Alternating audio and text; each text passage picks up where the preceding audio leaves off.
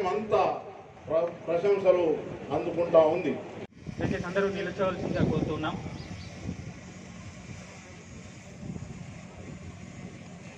వారి అమరులని స్మరిస్తున్నాం, వారికి నివాళులర్పిద్దాం.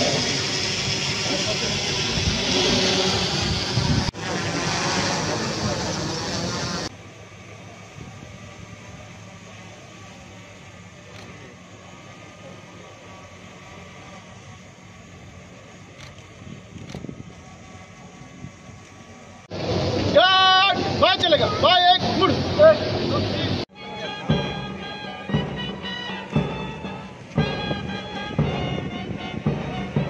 90 లక్షల టన్నుల ధాన్యాన్ని పండించి ఆర్థిక సహాయం అందజేయడం జరుగుతూ ఉంది.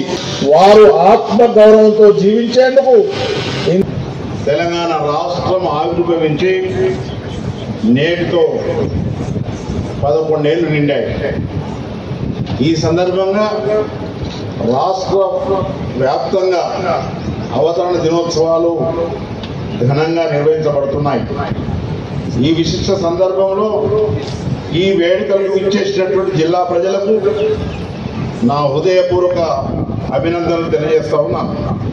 స్వరాష్ట్ర సాధన కోసం అమరుల త్యాగాలకు నా ప్రగాఢ నివాళులు అర్పిస్తా ఉన్నాను.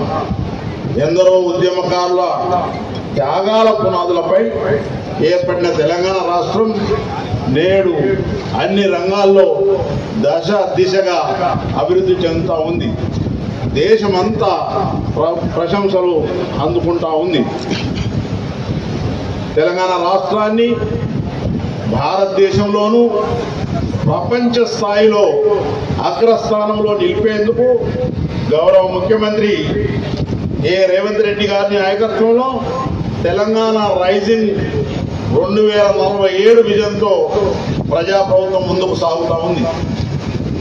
తెలంగాణ రాష్ట్ర అభివృద్ధికి ఆర్థిక, సామాజిక, పరిపాలన రంగాల్లో ఆదర్శవంతమైన లక్ష్యాలతోటి తెలంగాణ రైజింగ్ 2047 విజన్ డాక్యుమెంట్తో రూపొందించుకుని గౌరవ ముఖ్యమంత్రి గారు రేవంత్ రెడ్డి ఇటీవల జరిగినటువంటి నీతి ఆయోగ్ సమావేశంలో వెల్లడించడం జరిగిందనేటువంటి మాట తెలియజేస్తా ఉన్నాం.